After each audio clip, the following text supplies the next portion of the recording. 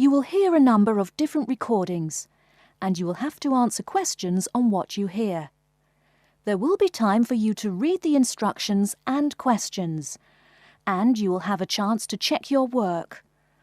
All the recordings will be played once only. The test is in 4 sections. At the end of the test, you will be given 10 minutes to transfer your answers to an answer sheet. Now turn to Section 1. Section 1. You'll hear a man giving information to a group of new university students. First, you have some time to look at questions 1 to 5.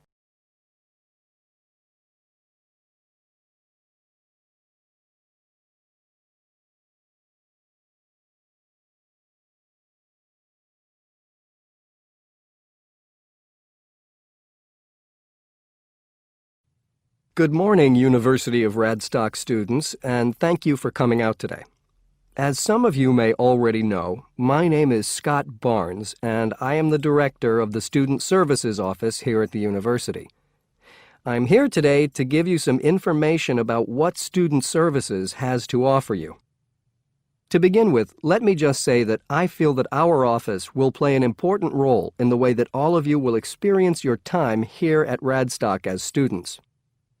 Primarily, our center is geared towards providing answers to any questions you may have.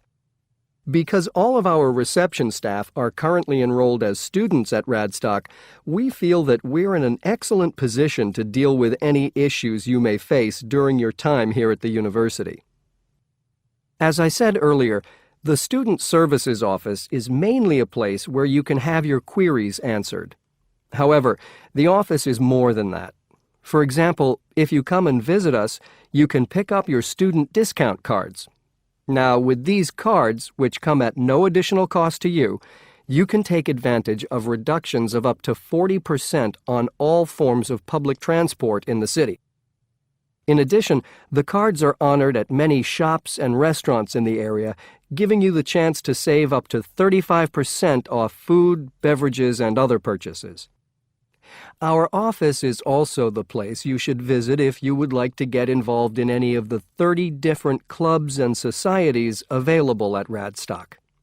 Come in any time between 10 and 3 on weekdays and sign up to become a member of the university choir or orchestra, the drama or debating club, the university trivia team. The list goes on and on. For new students, I cannot stress enough how vital it is to participate in the non-academic side of university life. Yes, we are here to work hard and do our best at our studies, but student life is also about having fun and meeting like-minded people. So, bearing that in mind, make sure that you get involved and enjoy yourselves. Before you hear the rest of the conversation, you have some time to look at questions 6 to 10.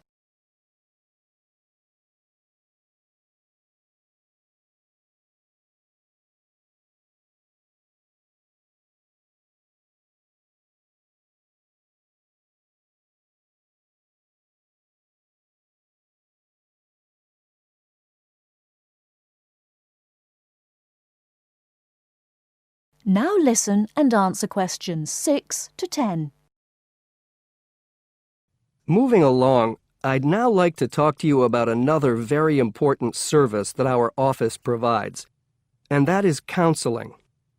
I'm sure that you are all well aware that there are times in life when things can go wrong and times can get tough. We all have to endure difficult experiences, and these difficulties can be emotional or physical. Whatever the case may be, talking with an experienced counselor can help you through the trying times. The counseling service here at Radstock is staffed by counselors who are qualified to help you deal with problems ranging from homesickness and loneliness to eating difficulties and life changes. To see a counselor, we recommend that you first visit our drop-in center. We run drop-in sessions on a daily basis from 9:30 a.m. to 2:30 p.m., and to reserve one of these sessions, you can telephone the counseling service on 121-5648-3907 on the day you wish to visit. Or, if you prefer, you can come into the Student Services office anytime after 8:30 a.m. and complete a booking form. If it should happen that you need to cancel your appointment for the drop-in session, we would request that you contact the counseling service as soon as possible to let them know. Drop-in sessions can be as short as 20 minutes, but it's more usual for them to take about 45 minutes. During that time, you will be asked some questions to clarify your situation, and a decision will be made as to what further action, if any, should be taken. After your session, several things may happen. Firstly, you may be referred to one of the university's counselors for further counseling, which normally consists of another 8 sessions. Secondly, you may be asked to visit another source of help within the university. Or finally, you may be referred to an external organization. Whatever course of action might be taken, you may rest assured that what goes on in these sessions is treated in strict confidence. I'd also like to mention that the counseling service runs numerous workshops on the campus every year. The focus of these workshops tends to be on personal development, and past topics have included motivation, self-identity, and impression management. There is no fee charged for these workshops, and if you require more information, feel free to contact us at stuser@acadia.co.uk.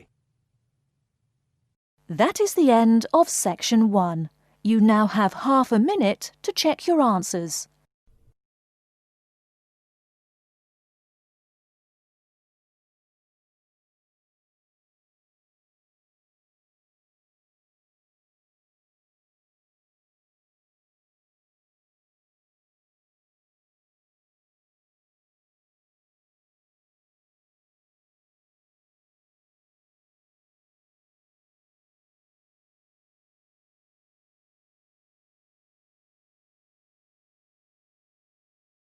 Section 2.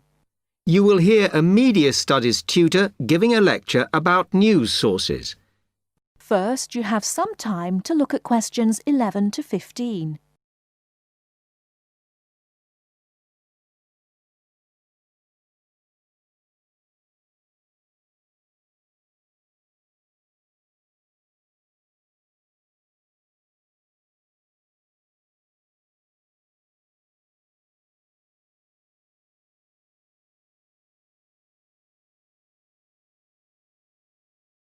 Now, listen carefully and answer questions 11 to 15. Okay, now many of you will have heard about the predicted death of newspapers, as people increasingly access the TV and the Internet for their news. Today, I want to look at the USA, which has very advanced news sources, to see if this is actually true. In the USA, the main news sources without doubt are TV, the Internet, and the press. That is, traditional newspapers. And although they are each surviving and growing, they are also changing. Obviously, TV news has been around for a while, and the early evening bulletins, when people get in from work, are very popular.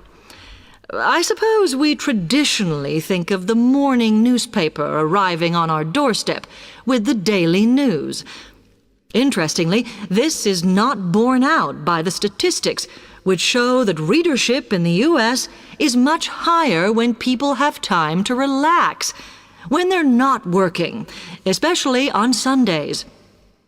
The Internet is also a popular weekend activity, but shows no variation with weekday access.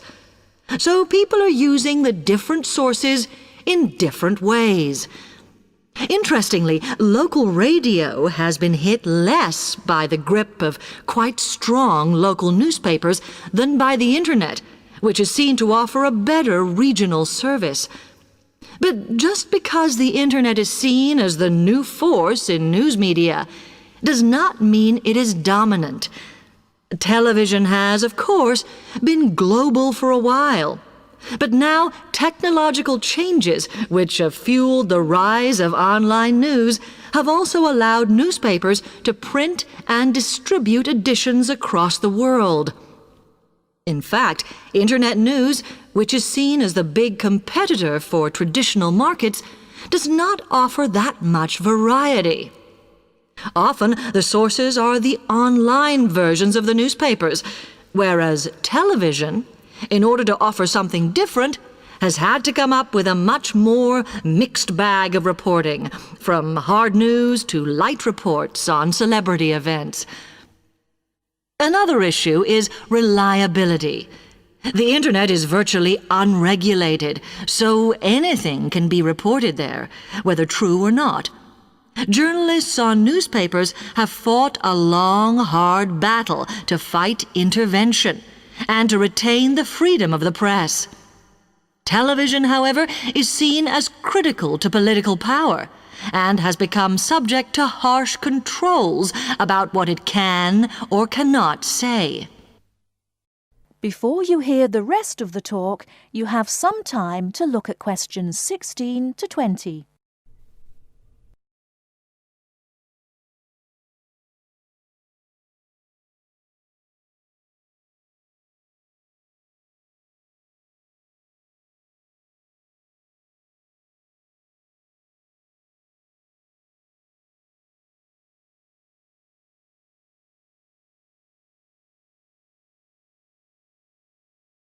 Now listen and answer questions 16 to 20. Now, one very critical factor in keeping newspapers alive and well in the USA has been their approach to advertising. Obviously, newspapers are heavily dependent on advertising revenue, and they have become more and more imaginative in what they offer, in order to make sure that advertisers use them and not other news sources. This has meant that, contrary to popular belief, newspapers now have a significantly higher profit margin than the rest of American industry. So, how have they managed to raise advertising revenue in this way? Well, they have put a lot of effort into developing and maintaining a very strong association with the retail trade. And they've come up with a winner. A critical tool in their sales plan has been suggesting that the adverts they run can have vouchers.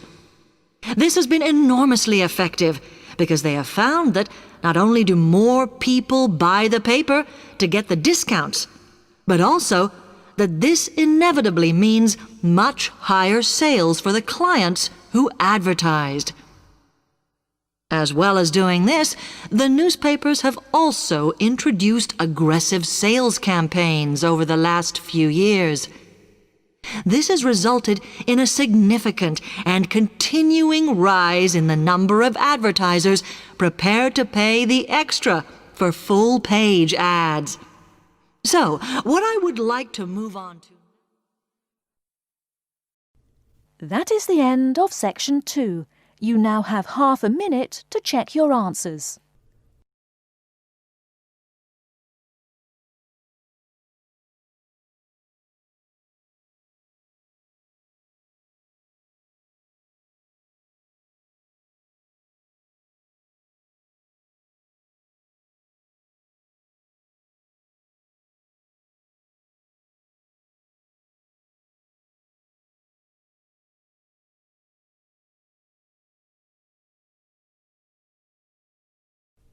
Section 3. You will hear a recorded message about buying tickets from a booking agency. First, you have some time to look at questions 21 to 25.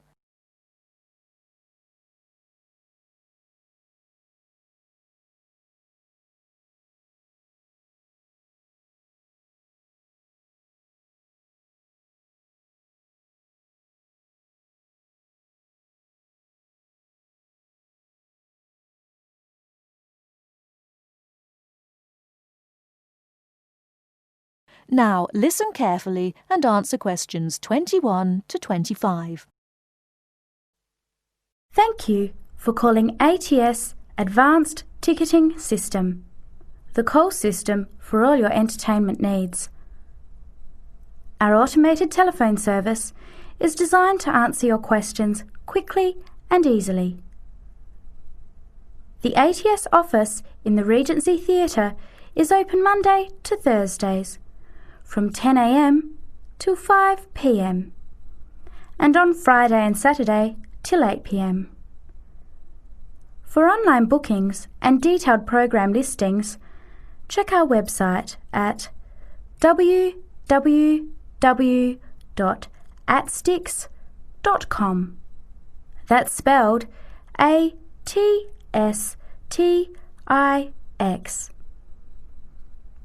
Please listen to the choices available. You may press your choice as soon as you hear it to get more information. For sporting events, including the Western International Tennis Classic, press 1. For the Formula 1 Grand Prix, press 2.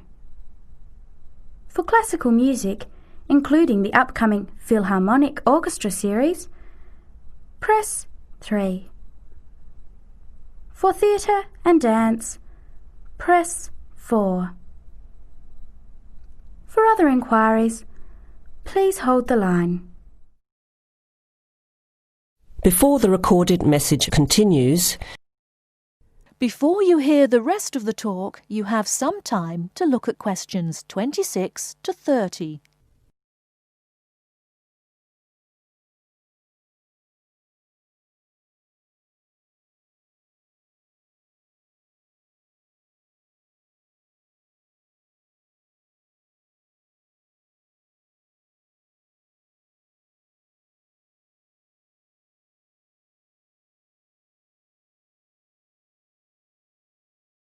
Now listen and answer questions 26 to 30.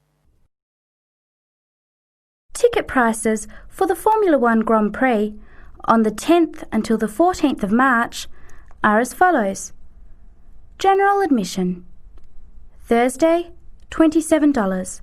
Concession, $10. Friday, $37. Concession, $15. Saturday, $55. Concession, $35. Sunday, $70. Concession, $65. Concession rates apply to children under 14 and to students, seniors and pensioners on presentation of a valid card. Grandstand seating. 4-day tickets covering the 6 main grandstands cost $299. However, pit straight tickets are $350 and seats at the chicane cost $450 each. Children under 3 are admitted free to the general admissions area and children under 14 are eligible for concession prices. Gates open at 8 a.m. Thursday and Friday and 7:30 Saturday and Sunday. Events begin at 9 o'clock. Alcohol, ice boxes, cans, bottles and animals are not allowed on site. There are no refunds or exchanges. On each ticket, a $2.50 booking fee applies. To make a booking, you must have a valid credit card. To listen again, press 1. To make a booking or to talk to a ticket agent, press 2. Your call is in our queue. You can expect to wait about 3 minutes. That is the end of section 3. You now have half a minute to check your answers.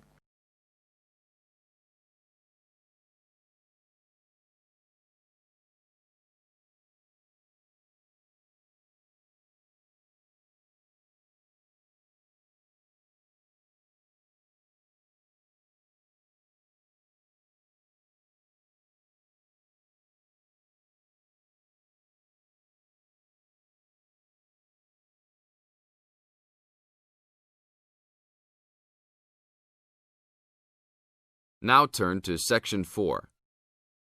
Section 4. You are going to hear a lecture. First, you have some time to look at questions 31 to 40.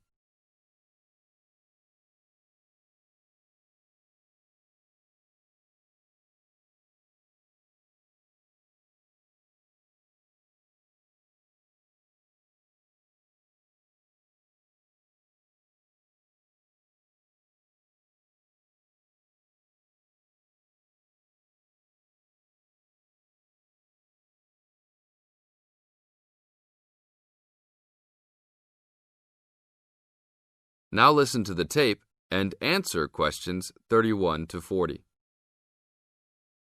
I'd like to introduce Rebecca Bramwell, an artist and illustrator who has come along today to talk to you all about getting your first job or commission as an artist. Over to you, Rebecca. Thank you for inviting me. I remember when I graduated back in 1983, I was very excited about getting my first commission. My degree was in fine art, and I'd worked long and hard to get it. I was an enthusiastic student and I never found it difficult to find the incentive to paint. I think as a student you're pushed along by fellow students and tutors and the driving force is there. However, when you leave college you find yourself saying things like, "I'll have one more cup of coffee and then I'll sit down to work." I hate to admit it, but I say it myself. Suddenly, it isn't finding the inspiration or getting the right paper that's a problem. It's you. In my view, there are a number of reasons why this happens. It's a real challenge making a decent living as a new artist. You have to find a market for your work. Often you work freelance and need to take samples or portfolios of your work from place to place. These experiences are common to a lot of professional people. But artists also have to bare their souls to the world in a way. More than anything, they want praise.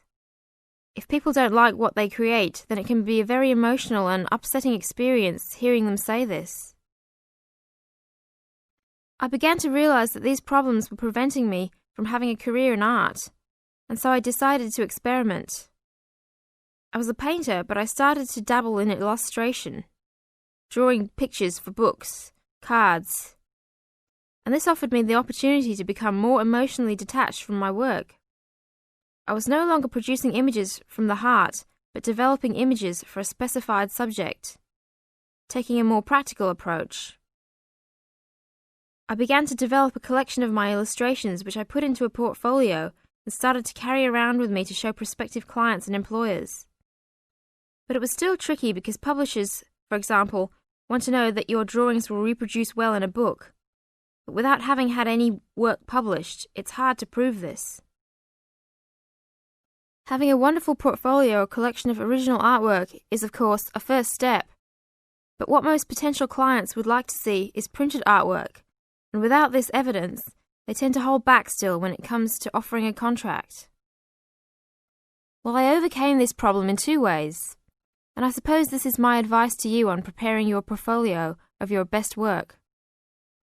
The first way was by submitting my work for a competition. The one I chose was for a horoscope design and was sponsored by a top women's magazine. There are a few of these competitions each year, and they offer new illustrators an opportunity to showcase their work. The other approach I took was to design and print some mock-up pages of a book. In other words, I placed some of my illustrations next to some text in order to demonstrate how my work would look when it was printed. Perhaps I was lucky in that I had taken a degree that provided me with all-round creative skills so that I could vary my style and wasn't limited to a certain technique. I think that is important. The art world and many other creative fields do try to pigeonhole people into snug boxes with an accompanying label. I think you should try to resist this if you feel it happening to you. If you don't, you'll find it difficult to have new work accepted if you try to develop your style at a later stage in your career. Nevertheless, when you start out, and particularly when you're going for an interview, it's important not to confuse people by having a lot of different examples in your portfolio. One remedy for this is to separate your work into distinct categories. In my case, I did this by dividing my design-inspired illustrations from my paintings. It is then easier to analyse the market suited to each portfolio, such as magazines, book jackets, CD covers, etc. Working under two names is also useful, as it clarifies the different approaches and offers a distinction between them.